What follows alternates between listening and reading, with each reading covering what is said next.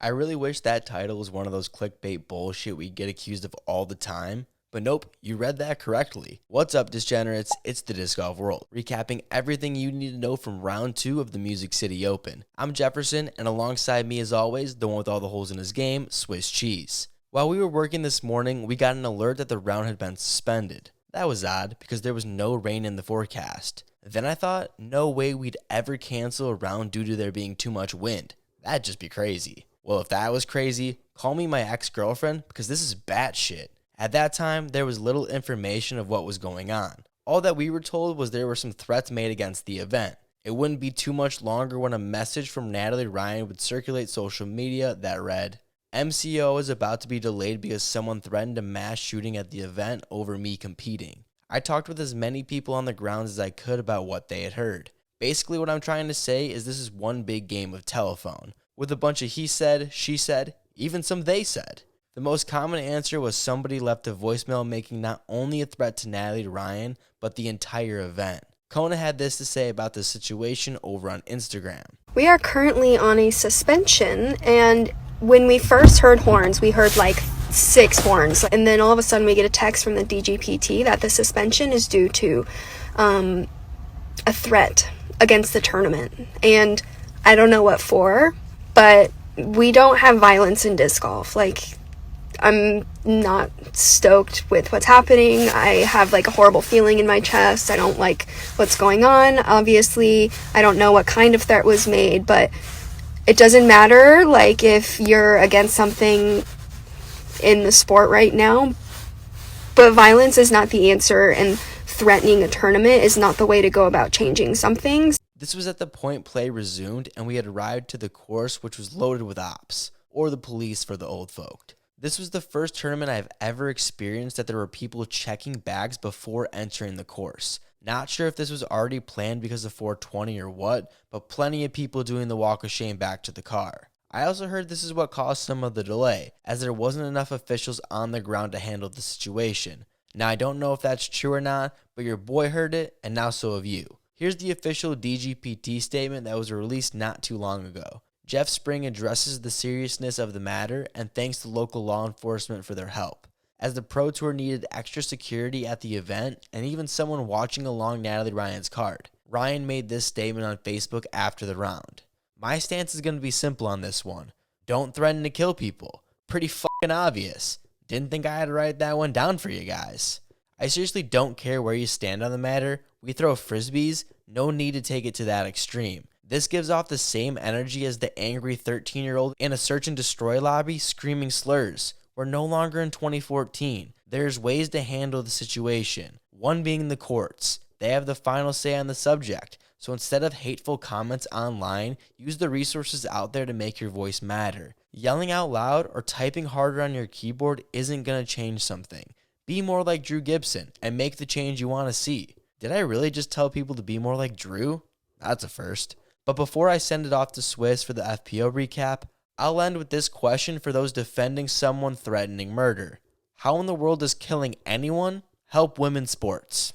The FPO stage was set for a solid day despite the winds and cooler temperatures. Had a great lead card showcase featuring Holland Hanley came into day 2 with a strong lead after a commanding day 1. Silva Saarinen 3 strokes off Holland and her debut lead card at an elite event of her career. The best in the game, Kristen Tatar chasing but 4 strokes off, with Haley King and her power forehand tied with Tatar. If the gusty wind conditions weren't enough to deal with, the competitors would have to deal with over a 90-minute delayed start to their round, having to deal with possible threats to the event and their own personal safety concerns, while still having to prep to throw their round, trying to remain warm while everything about their normal routine being completely tossed out the window. Difficult for any competitor to respond, but lucky for fans who were out there in numbers and not discouraged with the threats, helped bring the focus back to disc golf. Haley came out strong with back-to-back birdies to start her round, but would give more than that back with a triple bogey on 6. Finished the front 9-1 over, and it only got worse on the back, finishing the day 4 over, but due to the lack of action elsewhere, still landed on chase card for the final, but in only realistic contention for 3rd place finish at best. Yet will still be battling it out with 2 other ladies. Silva's nerves showed early, triple bogeying the second hole and finishing the front 9-4 over. was able to pull things together for the most part with 4 birdies on the back, but still had 2 costly bogeys also to finish 2 over on the round. She currently has command of 3rd place heading into the final round. Still has some bigger arms not far behind her, so will need to have a cleaner day to have a chance to get her first podium finish at an elite event in her career. Well, with those scores, it should have become evident that this event, like many FPO this season, has come down to 2 competitors, and it would just be a matter of how tight of a race it would be. Holland, with the lead, understood she could not let off the gas, would match Tatar's efforts early. Yet I warned that it would be unlikely for her to maintain her C2 putting percentage, and it came to fruition over the middle of the round. She would only have 1 make from C2, and that was a 50-foot par save, so scoring didn't come in bunches like the day prior. Listen, Tatar is built differently, both athletically and mentally, with this Uncle Iroh holistic mindset that not only works for her, but allows her to be focused, carving up the course and scoring with birdies. Would have a 3 birdie stretch to finish the front 9 that cut Holland's lead down to 1. Tatar found herself in scoring positions with little to no stressful putts all day. On the back half, they would match each other's scores until hole 13, where Holland's first unforced error would be costly. The OB throw would lead to a bogey that tied her and Tatar heading into the final day. Holland wanted to head into the final day with a lead, and instead will have to respond to Kristen on the final day. Tatar, who's been there before, especially on this track, has to feel confident heading into the final day. From the looks of it right now, we're on our way to a back-to-back championship at MCO. Beth at 69. I just told myself, you just got to will this one in there. Whatever you have, just will it in there. This man is unbelievable. This is what athletes live for. This is the moment. Over on the MPO side, Simon Lizotte continued his great play, although it didn't seem like he was playing all that fantastic. He would only get 4 birdies in the front 9, and after getting holes 10, 11, and 12, would only secure 1 more birdie to end the day 8 under. But by looking at the stats, Simon shredded the course, hitting every single fairway, made quick work of his only scramble, landed in C2 regulation 94% of the time, and on top of that, went 100% from C1X and hit 4 of his Circle 2 putts. But what if I told you that was only 31% of the total he could have made? Simon has given himself a 2-stroke lead over the field. As long as he can play the disc golf he has all weekend, there should be little worry. I guess we should be rooting for some sort of pain, maybe a fever, as that's what apparently gets Simon going. For me, it's toes, but what I really think got Simon was the guitar. Gannon Buhr jumped up 8 spots to put himself in 2nd place, only a couple strokes back of Simon. He started off his round going 3 down through the first 4 holes. After a drive that pinched him against some trees, Gannon elected to try and go through them. To no one's surprise, it didn't work. Instead, ricocheting to the left side, setting up a huge shot over the tree. Well, I guess it was just a big shot because Gannon sailed past the basket into the woods 150 feet deep. He ended up nailing the putt for double bogey. Knowing he needed to make up some strokes, he would birdie 6, but didn't stop there as he would birdie the next 4 holes after that. Gannon would finish out the back 9 with 5 more birdies, ending his round at 11 under, going 5 for 7 from C1X and 2 for 4 from C2. He left more strokes out there than banana peels. That's one of those jokes you just had to be there for. Both rounds, Buhr has had a hole that has held him back. Round 1, it was the triple bogey on 7. Round 2 was the double on 5.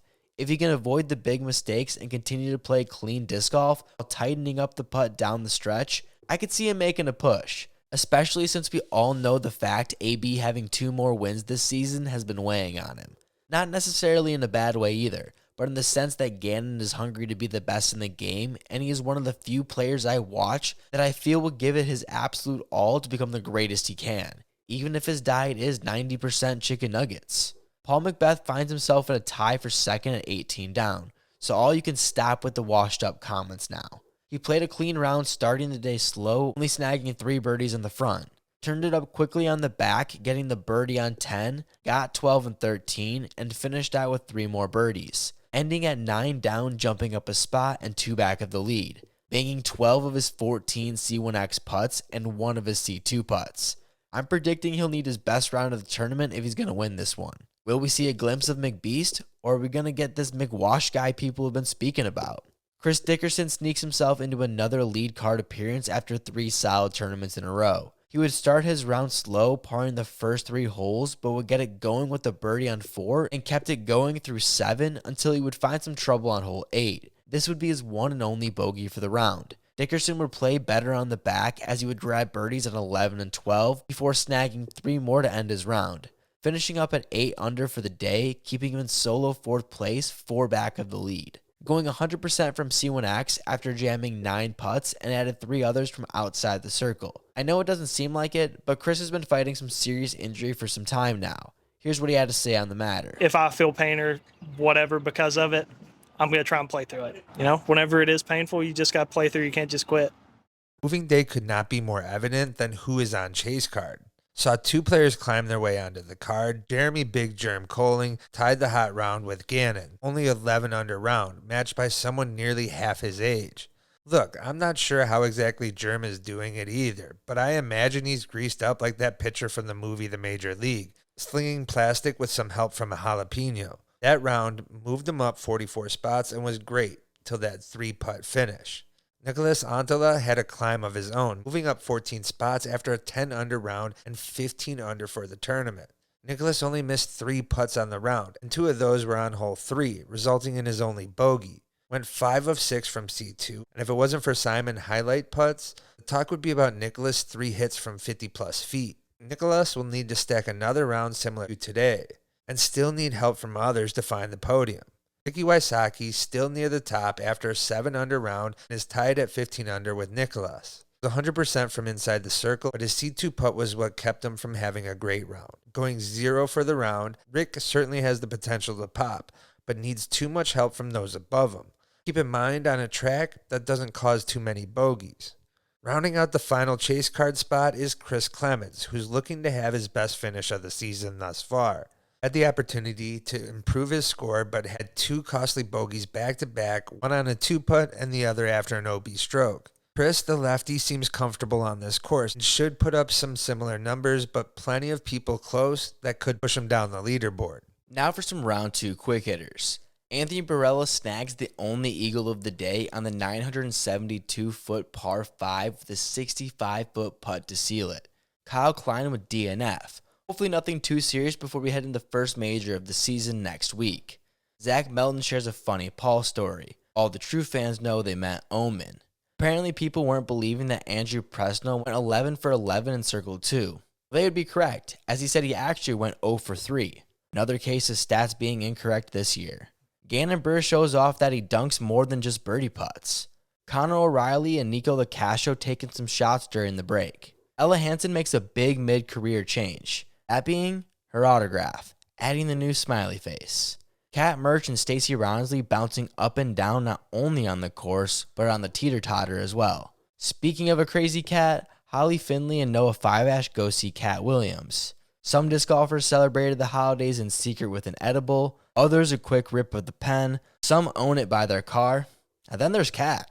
Conan Montgomery signs 4 special cards over at Brixton. Make sure to keep your eyes out for the next drop. Deanne Carey meets a field mouse and of course has to document the experience on social media. I'm glad the people made the right choice with the Skittles. If only they knew about Nerds Nugs. Big Germ spams his Instagram story of his round worse than a white chick at a country concert. Allie Smith with the dankest cheese pull. They had to use MVP glow disc to keep it light enough for Simon to finish signing autographs. That's everything you need to know from round 2 of the Music City Open. If you enjoyed, make sure to drop a like and subscribe. It's the easiest way to support the disc golf world while we're on the road. Oh yeah, and if you want to see how Simon Lizotte shocked the disc golf community, check out the video right here. Shout out to all our Patreon members for going above and beyond and supporting the channel, as the tour is 100% funded by you guys. So thank you so much. S Degenerates in the game.